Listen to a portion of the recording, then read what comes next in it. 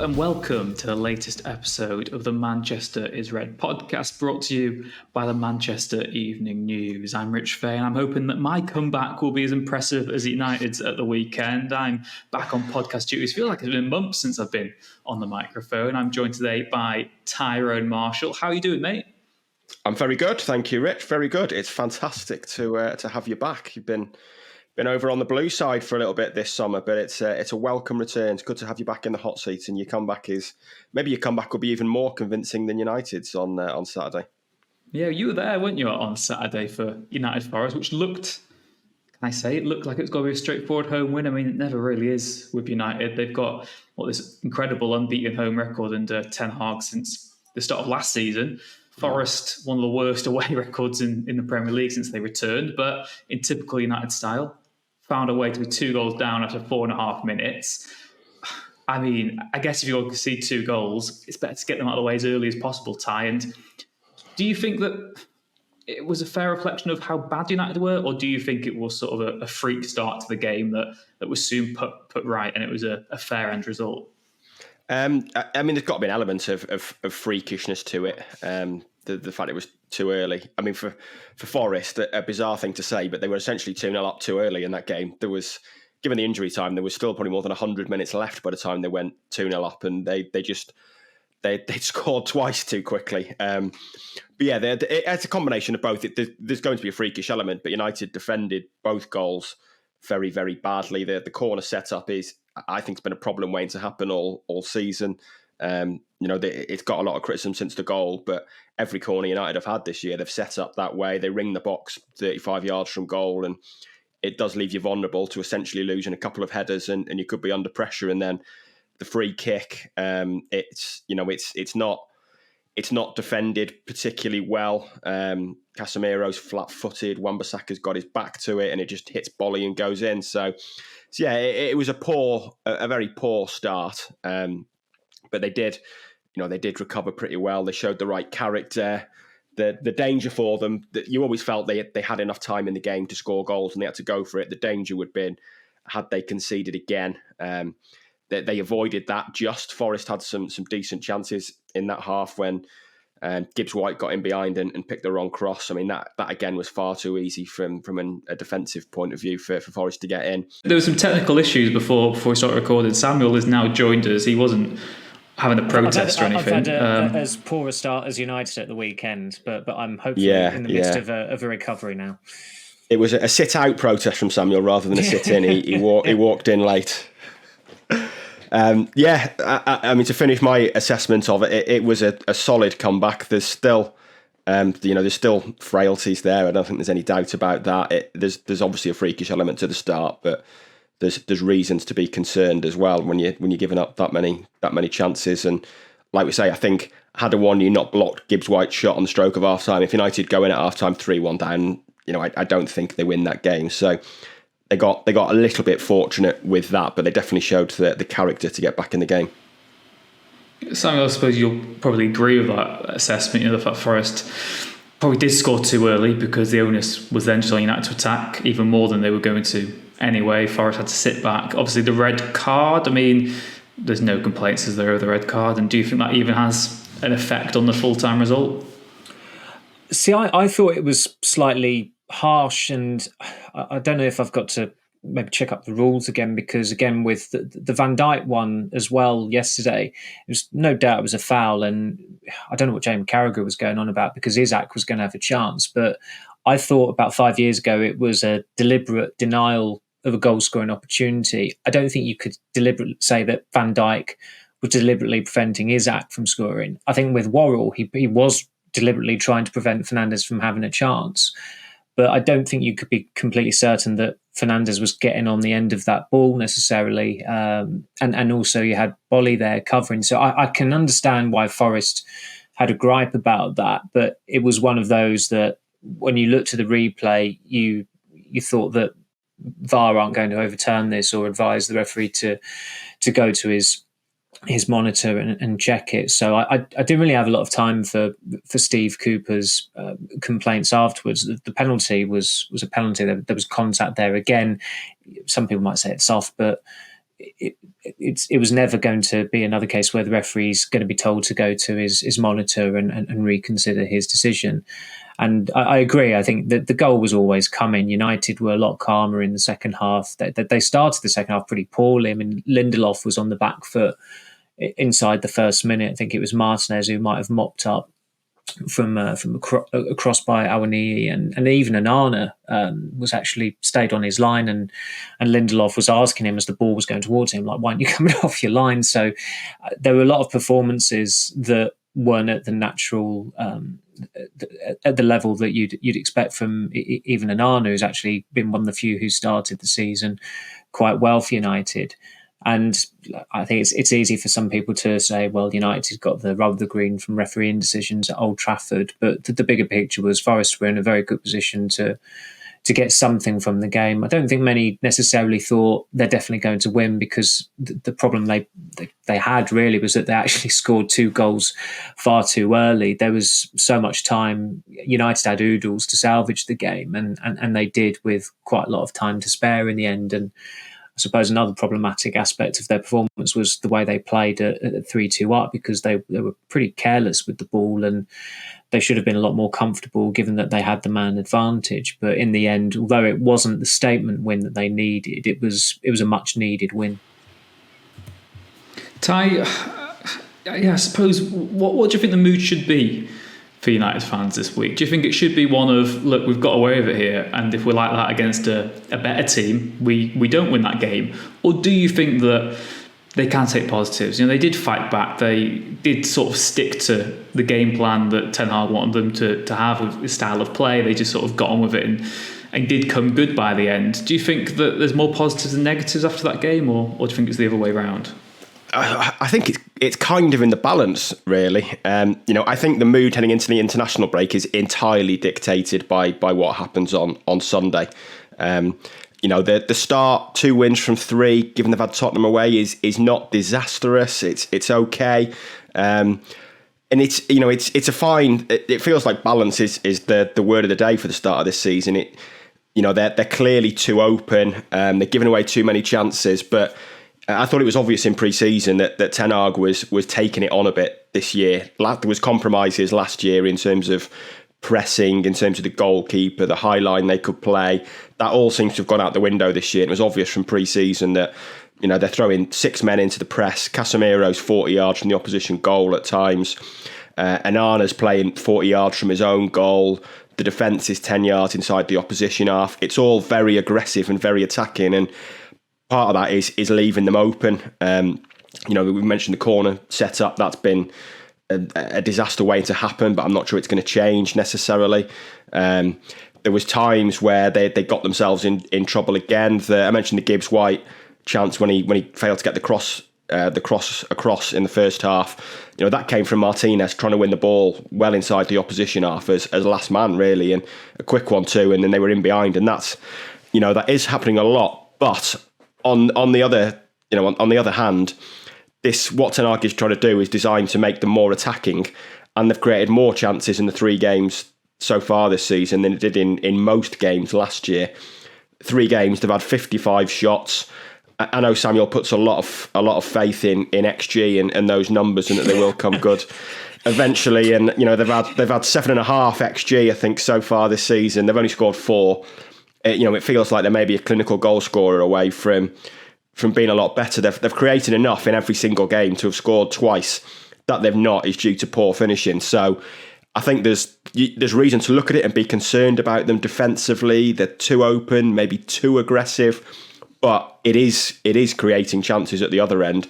They do look like scoring a lot more goals than last year, and that the goal scoring last year was the major issue. So the balance is maybe not quite right at the moment, and I think Sundays, we'll obviously preview Sunday further down the line this week, but it feels like it's an interesting game because I think there's a school of thought that United are going to be vulnerable to Arsenal the way they're playing at the moment, but equally Arsenal haven't been great, and the way United are creating chances probably gives them the belief that they can go there and score goals. So I do think it's kind of in the balance. I guess it's how you look at it, but if United had taken their chances this year, I think we'd all be a lot more optimistic about them, and that was obviously a big issue last season, taking chances. But it feels like they're already creating a lot more chances this year than they were last year. So that's got to be a positive at least.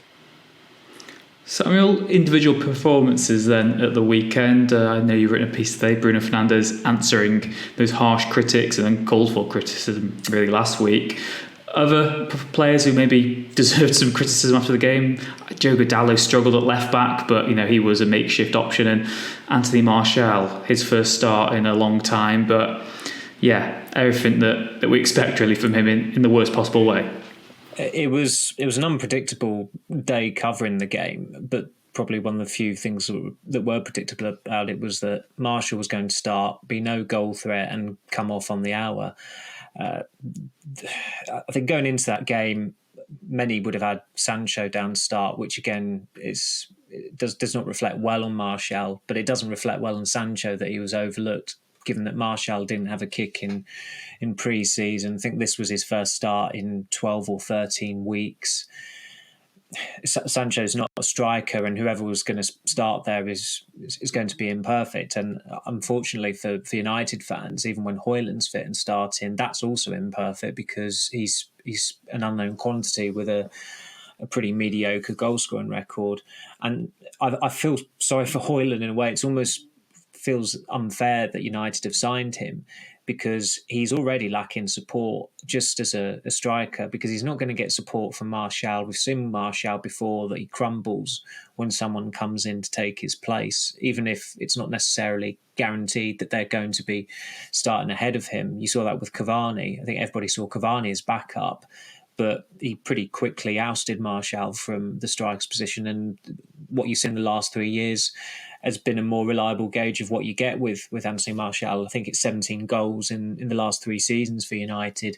That is dismal for a striker. He's not available often enough. He's injured far too frequently. He's not completed 90 minutes in a Premier League game since January 2021. I wouldn't be surprised if he hits the 3-year mark in January 2024 without completing 90 minutes. And really, United, I think that there were a couple of times where the fans got exasperated on Saturday. They never turned on the team. I didn't really hear any boos at half time. But there was a point in the second half where Martial effectively ducked out of a duel with Matt Turner. The ball was there to be won. I think a more committed striker would have slid in, possibly won it. There could have been a scramble. But he didn't even entertain the prospect of going in for it. And where he's had so many injury issues, that is what you're going to get with Martial. And United can't countenance that. There's no point persisting with someone who is playing within themselves, who has been brittle, who looks, even during his warm-up at Tottenham just the other week, I mean, it was in front of time myself, and he wasn't exactly busting a gut or moving like a 27-year-old should be warming up with their team 1-0 down. He was very much ambling.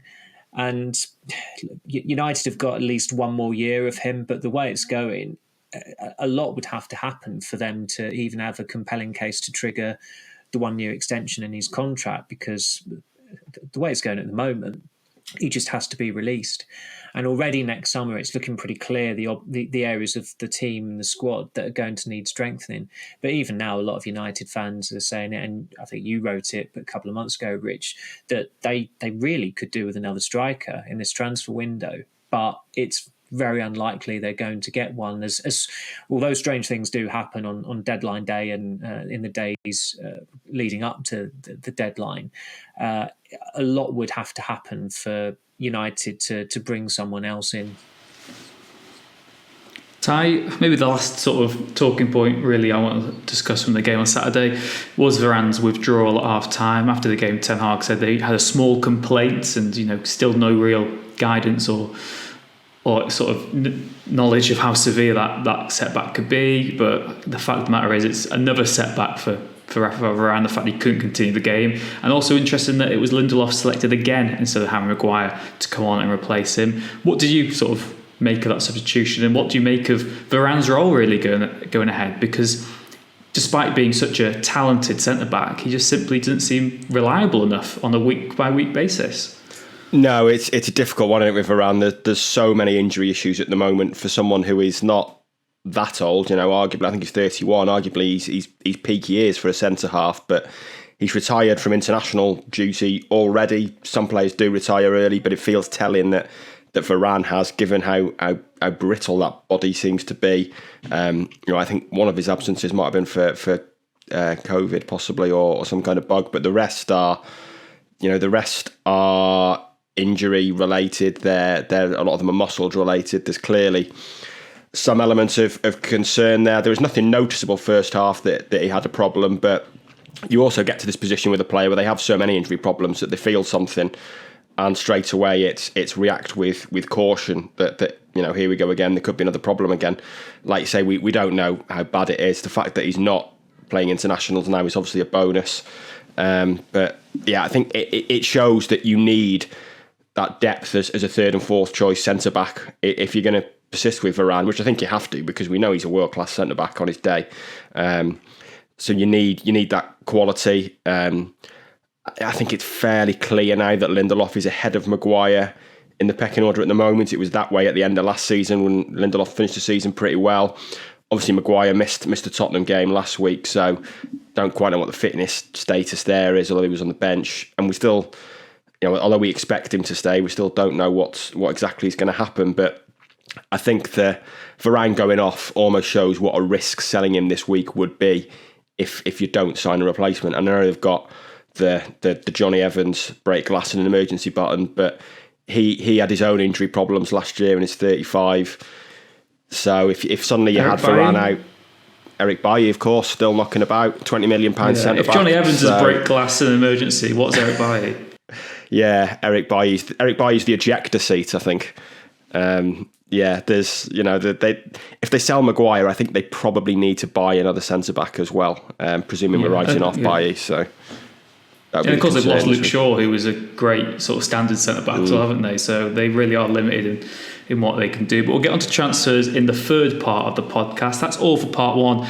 Joining us after this short break, where we will discuss what happened after the full-time whistle.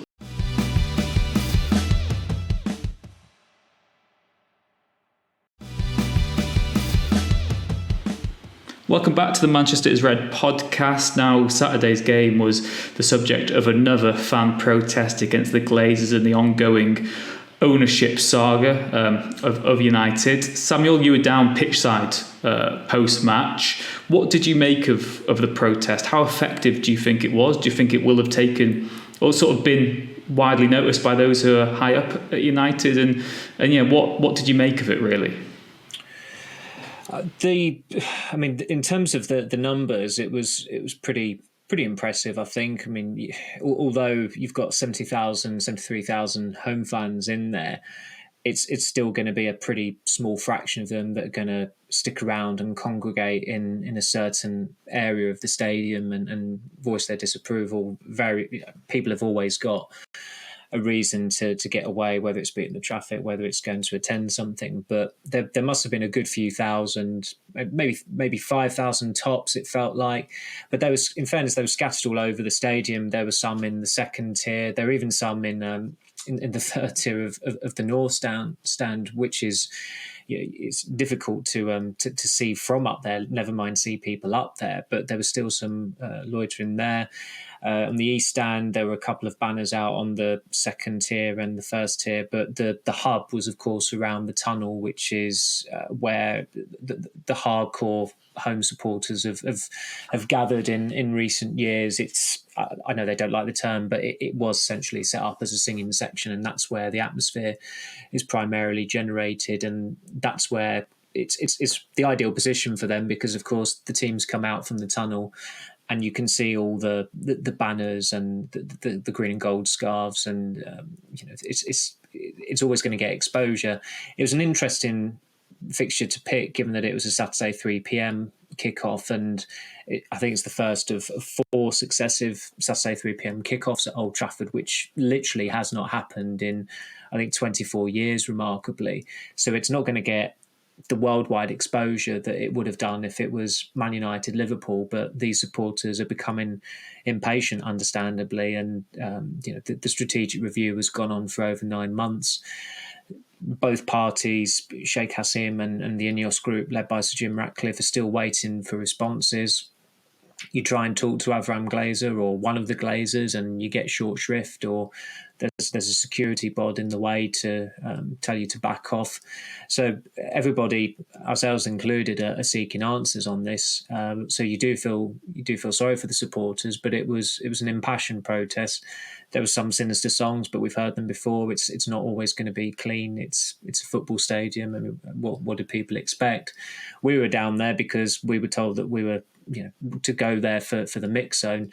United, true to form, couldn't even bring a player to the mix zone after winning a game. So, you think it can't get any worse, but as Ty will tell you, at Tottenham it did get worse. Literally nobody bothered walking through, not even an official or a staff member walked through there. With Old Trafford, it's such a dated stadium, as we all know, it doesn't actually have a designated mix zone. But the payoff of going down there was that some of us were able to glean some colour from the protests that were going on, and they were going on for an hour. I mean, that was the plan. It was a sit-in for 60 minutes. I mean, there wasn't a lot of sitting, of course. It was mainly standing. But I think when we decided to call it quits and concede defeat, there was still a couple of hundred in the stands still singing. So. It's good for them. It's something that they are doing on a weekly basis. It feels like at the moment, as far as home games are concerned. How effective it is, I don't think it will be effective. Unfortunately, I don't think it's going to unnerve or deter the Glazer family, or in particular the two siblings, Avram and Joel, who are the co-chairmen of the club. That's they've shown for many years that whatever happens, they carry on regardless, and whether that's attending games or not attending games, I don't think what United fans are doing at the moment is going to have a major bearing on what the Glazer family decide to do. And the only time where Joel Glazer has come to the table and engaged with supporters was over the Super League, and back then, of course, they tried to pull up the drawbridge, so the supporters stormed the castle, got a game postponed, and it was that was some crisis. We've had a lot of United crises in recent years, but that was a pretty original one, and that was fan power winning over. But unfortunately for them, and unfortunately for United as well, because it is certainly having a bearing on what goes on the pitch as well, that the Glazer family are still in situ. And Ty, I suppose that from United fans' point of view, they've just got to keep fighting the fight, haven't they, if they feel so passionately about it and strong. As Samuel mentioned there, the Super League U-turn, we saw the Arnautovic deal, there was outcry that we've seen in recent weeks as well. What United fans' protest of decisions can have sort of an impact of the club, and it might feel like a losing battle at the moment because there has been no update on the takeover stance, but I suppose United fans just need to keep fighting in there, really, don't they, and to, if that's what they believe in, to keep sticking up for it, because it is a difficult one when there's no movement on the takeover front, isn't there, that sometimes it can feel a bit of a fruitless cause, but particularly after a win, because I know there's this theme amongst rival fans that United fans only whinge when they're not winning, or things aren't going their way, they're not getting the transfers they want. But it is important, isn't it, that if you feel passionately against the ownership, you do protest when the times are good and the times are bad.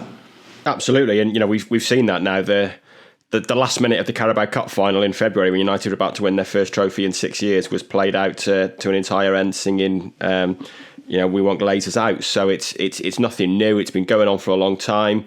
That we can debate Ten Hag's approach to questions on Mason Greenwood endlessly, but I thought the one thing he maybe did get wrong on Friday was when he said Manchester United fans just want a winning Manchester United team. Well, yes, they do, but not at any cost.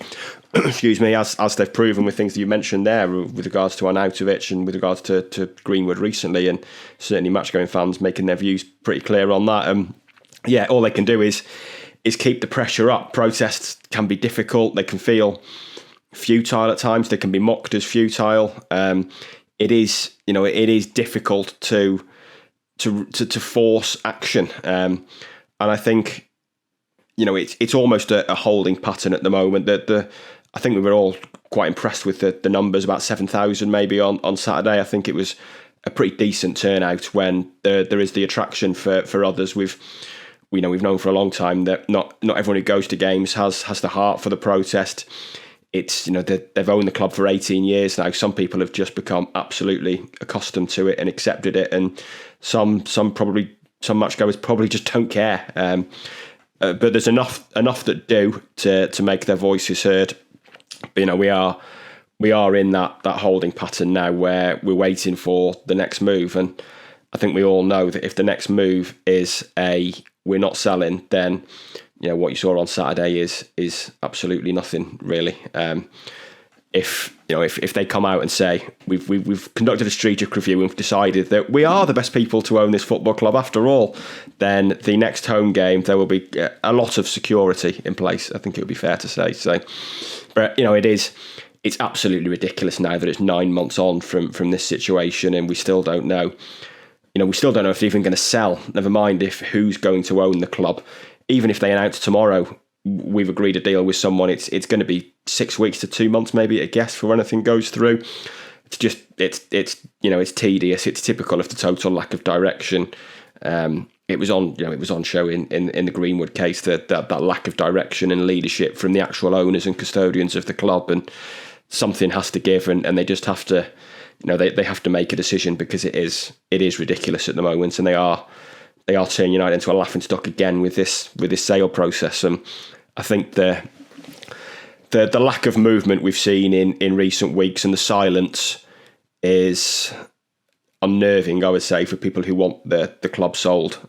I think there's a deal there to be done, and the fact that it's not been done would be concerning to me. That what the hell is going on? Because if they were going to sell simply, it would have happened by now. They'd have agreed a deal with someone by now. The longer it goes on, the more you wonder whether they are just coming up with that strategy of we're staying, but how do we communicate that?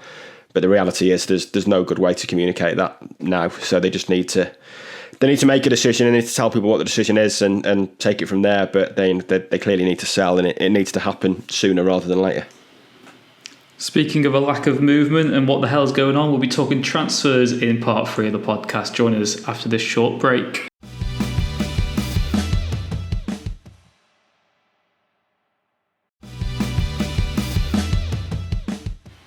Welcome back to the final part of the Manchester is Red podcast. Transfer deadline day is this week. I bet Samuel and Tyrone can't wait until that ticks by. Samuel, it looks like it's going to be a very busy week for United. We could have a couple of new additions. What is the state of play right now when we record this on Monday afternoon? I was just scanning the roads there to see if you were off that day on deadline day, Rich, but no, you're in as well, so you get to share in with the drudgery of it.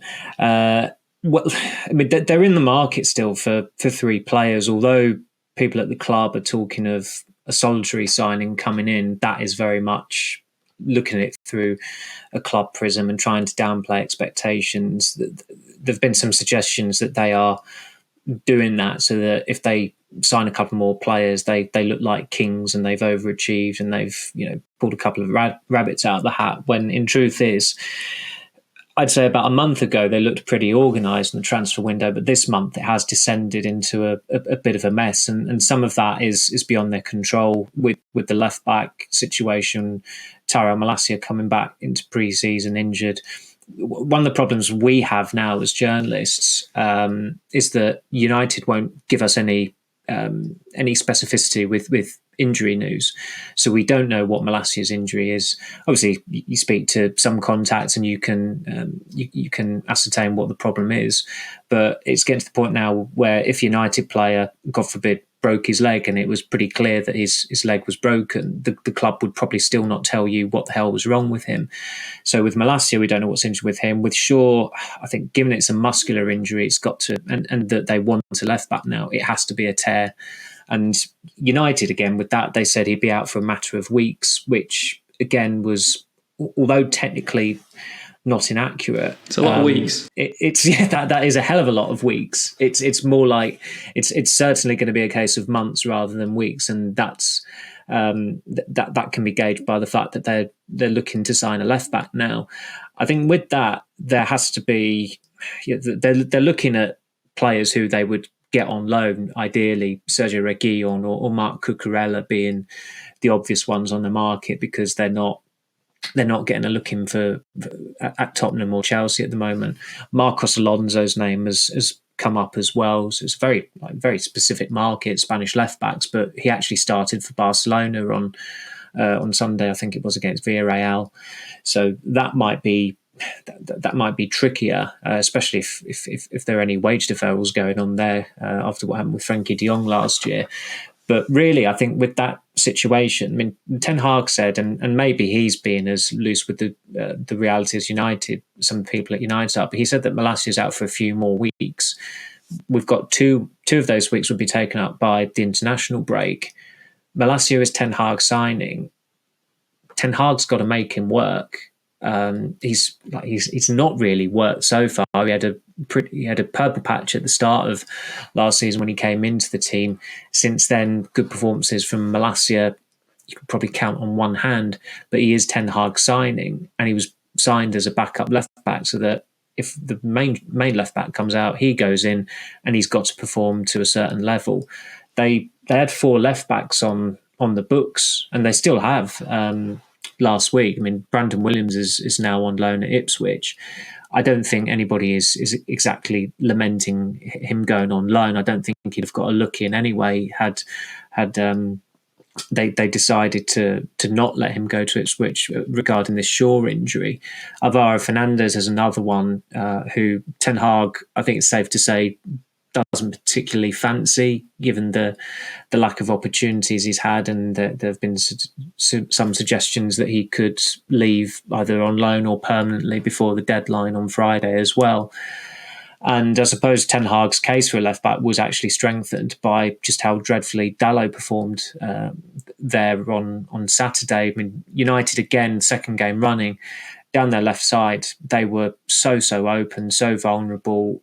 Martinez has regressed to he's been more like Marcus Rojo, really, of late, just coming out of position, making rash decisions, rash challenges. So I can understand from Ten Hag's point of view that the need to get a left back in, but they have got options there, and it would probably be better for the team and the squad overall if they strengthen another area of the squad, which of course would be midfield or actually in attack. It still feels like they're short of a forward. Ten Hag said on Friday when I asked him about that that's not the case. They've got all the positions covered. But this time 2 weeks ago, not even that, Ten Hag was under the assumption that he was going to have Mason Greenwood available in that attack. Eventually, United made the right decision after having to backtrack, but that does have a bearing on his plans, even though Greenwood would have taken, looking at the footage of him in these training sessions in a park in Cheshire, he would have taken quite a while to get up to speed. And some of the chat around Pellistri possibly heading out on loan, I can't fathom given the circumstances with Ahmad being out injured, and Pellistri is absolutely certain to be in the squad, matchday squads at the moment. So I get that what Ten Hag is saying is that they have got 2 players per position for the front 3 and probably for the number 10 role as well. But it's still not where it needs to be. And he did say at the back end of last season they needed to strengthen the squad depth as well. They have not done that. I'm not having Johnny Evans as strengthening the squad depth. The keeper who's going to come in, by the looks of things, from Fenerbahce, is it Bayindir, I think his name is. Are they getting a better goalkeeper than Tom Heaton and Dean Henderson there? Probably not. The laws of probability would suggest mid-20s Turkish goalkeeper coming from Fenerbahce. It's not pedigree to rival Heaton or Henderson. Maybe he'll be a decent backup, but it seems a curious move on that front. And with the midfield, that is still something they're exploring. And again, it might be a loan arrangement. I mean, Gravenberch has been floated as an option, given that he's had a pretty miserable time at Bayern Munich, and it seems like United have a propensity for giving Bayern a call and asking them which of their reserves could be available. And let's face it, Bayern Munich second string players are probably good enough to get, the majority of them are probably good enough to have an important role for United. they certainly need, going into the final days of the window, they need at least one more outfield signing. I think that fans should feel very, very disappointed if they don't, if there's not another reinforcement there. And although most of the the focus at the moment seems to be on left back, I would argue that midfield or another forward are more pressing areas, but they're leaving it very late. They've invested 179.2 million already, and I can imagine some United fans are saying, well, during this time where they've spent 406 million on signings under Ten Hag, Chelsea have spent £945 million. I look at the Chelsea squad and I still look at names and I think, I don't know who you are. I've never heard of you. The Chelsea squad is actually quite funny when you look at it, because it's mismanagement central. Their attack on, I know they beat Luton, but it's Luton, but their attack consists of Sterling, Conor Gallagher, who's a midfielder, Nicholas Jackson, who was a striker who almost ended up at Southampton last season.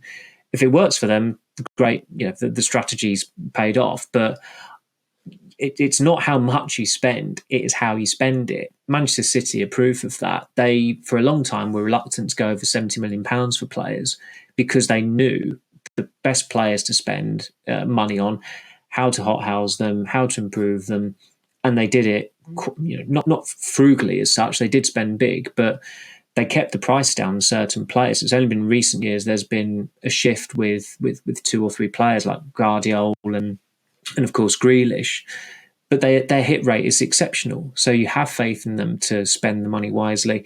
If you gave United 945 million to spend over a year-long period, they would, if they did spend that much, I think they probably wouldn't finish in the top four last season because they spend it so badly. And Ten Hag's own hit rate is starting to look a little bit iffy as well now. Mount has not done well at the start. Højlund's not even fit yet. Anthony, I'm sure Ty touched upon him earlier. There was a slight improvement from him at the weekend, but he's still nowhere near good enough to be a certain starter for United. But he is a certain starter, and that's on Ten Hag. He's Ten Hag's buy, and with Højlund and Anthony in particular, that's €185 million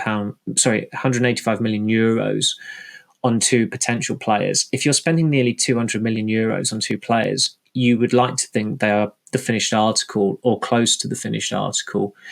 So while loans might not satisfy United fans, and you only have to mention the name Wout Weghorst to bring them out in a cold sweat, that is probably the logical route with some of the areas they're looking to improve this week. And unless, of course, they're more proactive with outgoings, and Dean Henderson is all but a Crystal Palace player now.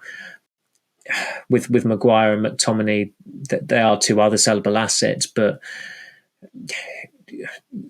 I think Maguire should have gone by now, but that's his fault. He didn't want to take United's payoff, and with McTominay, that has been very quiet since Kobbie Mainoo got injured against Real Madrid. But as I said earlier, when you get towards deadline, expect the unexpected.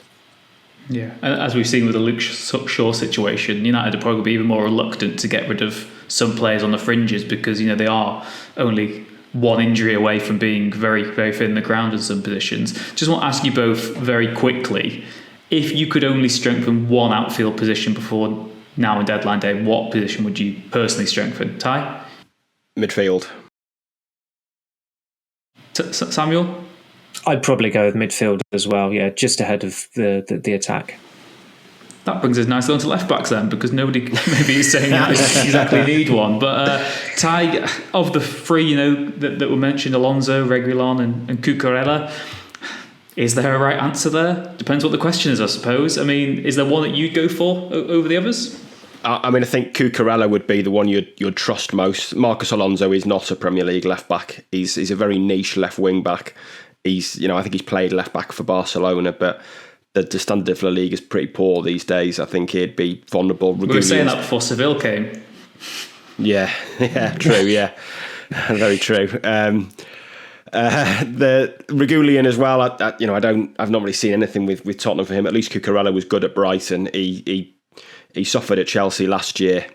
as Sterling did, to be fair. Sterling's kind of fought his way back in. I think Cucurella's not a fan favourite there at all.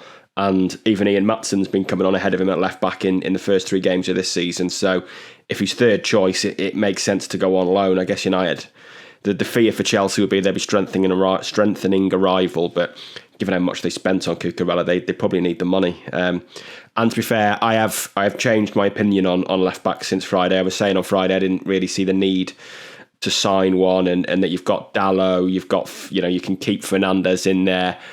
Dalot, I don't know what's happened to Dalot since the World Cup. He's been so hit and miss, and I thought he was really poor on Saturday.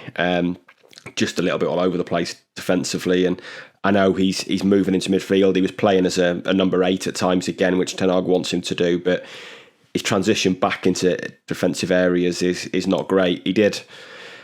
There was a game in pre-season, it was a Dortmund game, I think, when he scored and did pretty well, and you thought maybe things are tilting his way from Wan-Bissaka here, because he did pretty well, and then Wan-Bissaka came on and missed a glaring chance. I think Wan-Bissaka had struggled against Vinicius in the Real Madrid game, and you thought maybe things are just tilting towards Dalot. But then Dalot was pretty ropey against Lons. Obviously, he was to blame fundamentally for the goal from the centre circle, and then defensively again at the weekend, just not really at it. It's not really been mentioned, but the foul for the second goal is just stupid. There's no need to do it. I don't know why he's bringing down Brennan Johnson there. So yeah, I think I've now swung back into maybe they should sign a left back category, especially if you can get someone like Cucurella on a loan deal where it's pretty low risk and he's going to bring something. He's better than what they've got. And the thing Malacia, no one seems to know exactly what the hell's wrong with Malacia. He's not been about at all since pre-season. So even if he's back training in 2 weeks, he's probably another 3 or 4 weeks away from starting games, given he's not trained. So maybe it's worth it if you can get someone like Cucurella in. If it's someone like Regulian, I'd probably be less convinced. But I think Cucurella's got enough credit in the bank recently with what he did at Brighton to make you think there's actually a good left back there who could improve the team. Yeah, of course, alternative universe, he might have just been a treble winner with City if things had turned out differently a year ago for himself as well. So he's certainly a player in there, and I agree with you, Tyler. If he's available, I think there's certainly potential there for him to be a decent signing, if not a very good one. Samuel, I suppose the question for you then is, we've said there that maybe a goalkeeper and a left-back might be the most likely, obviously interest in other positions as well. If United were to only get a new second-choice goalkeeper in who, based on Ten Hag's sort of management last season anyway, will probably never get a game, so it might be a bit of an irrelevant purchase, and the left-back who could only be a short-term fix till Shaw's back anyway, what do you make of United's chances for the season if they were to be the only additions to the side between now and deadline day? Do you think that's enough to get top 4 football again? I think they'd be playing with fire by limiting it to that. I mean, they were ahead of the curve with the team signings, with getting Mount, Onana and Højlund in before the season started. But as we were discussing again at Carrington on Friday, because United was so vehemently against going for Kane, even if a Kane deal had dragged on until deadline day, as there would have been a high chance of that with dealing with Daniel Levy, he would have still been probably fit enough to have appeared for them and been ready to start for them before Rasmus Højlund. And I said it earlier, with Højlund, you're starting to feel sorry for him because the pressure is piling on him every week. Even on Saturday, none of the forwards or the front three scored in that game. There's still not been a single goal from any of the starters in those front three positions. And United needed a dependable goal scorer this season. They factually have not got that. If Højlund turns out to be that, great. That may well be enough to get them over the line. But I think there's a danger that they might actually, when the window closes, they might end up looking weaker than the squad they assembled at the end of January. I don't think there's much point comparing it to how it ended last season, because they had some injuries to contend with then as well. And certainly the bench in the FA Cup final, we all sensed that was going to be a problem going into that game, and it certainly was, because Ten Hag he only had Alejandro Garnacho to turn to, really. I mean, Weghorst and McTominay coming on, that was just to chuck the ball into the mixer and hope that something could happen. But when you look at the bench at the weekend, it was callow and shallow, with Alvaro Fernandez on there, Dangor on there, players with good potential, but not deemed ready to be involved in the first team on a weekly basis, and only in there because of injuries. So although they were looking pretty well prepared, I think they just seem to have plateaued. Not inexplicably, they're not good at selling players, and they will be selling Dean Henderson. But the fact that it's taken them as long as this to get him off the books doesn't reflect particularly well on him. And also the price he's going for, that's very much reduced from what his valuation was 2 years ago, even a year ago, maybe not even that, when he was on loan at Forest. So that remains a real issue for them, the inability to shift players, because when you just look at the two columns of ins and outs so far this summer, I think actually as it stands, it's probably worse than a year ago, just because they got all the players in for the areas they needed. It wasn't particularly strategic at times, and it was a bit long-winded, and they overspent on a couple of those players. But they got what they needed in the end, even though with the pursuit of De Jong, it was pretty misguided, and they all along they needed a defensive midfielder, and they got that with Casemiro.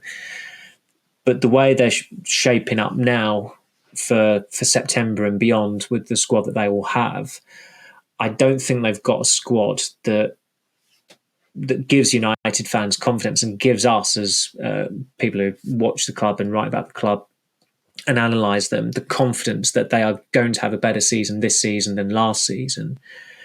And there are a lot of things that Ten Hag needs to address. He also needs to address, in terms of the squad management, it's not just about the players he's got available, it's how he uses them, because he was reluctant to rotate last season, and already they've had a spate of muscular injuries in the last month, and when that happens, that never reflects well on the fitness staff and the coaching staff, because muscular injuries are seen as preventable, but some very important players to that starting 11 have already suffered them.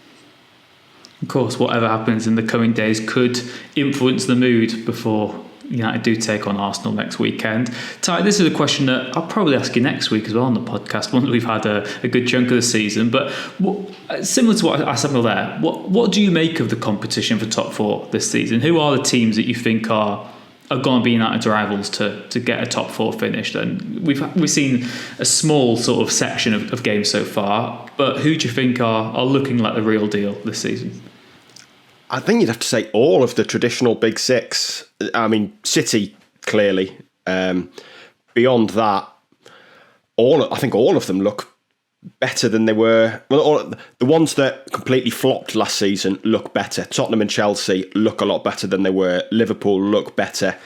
Arsenal, hard to tell so far, but clearly improved that squad. I think all of those are going to fancy their chances. I think it's going to be harder for United to get top four this year than it was last year. Newcastle, obviously disappointing result for them on Sunday, but they've got the squad, they've got the togetherness to maybe make an impact. You wouldn't entirely want to rule Brighton out. I know they got thrashed at home on Saturday. That can occasionally happen with Brighton. They got tonked by Everton at home at the end of last season, but they're just so good going forward that they could easily get on a roll and certainly be top six again.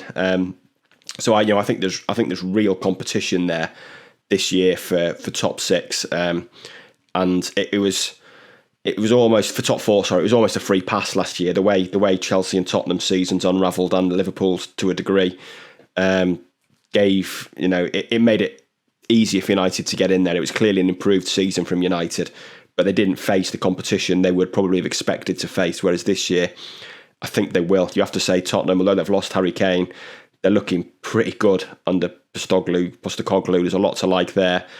Chelsea under Pochettino, I think they will come good. The defeat to West Ham was a bit of a strange one. They were pretty dominant in that game and played very well in that game against the West Ham team who are doing really well this season. So, I think there's going to be, I think it's going to be a real battle there for top 4 this year, and we're probably not going to see how it shakes up for a little while yet. But I do think it's probably going to be harder for United to achieve it. If they get top 3 again this season, you'd have to say it's a pretty successful season.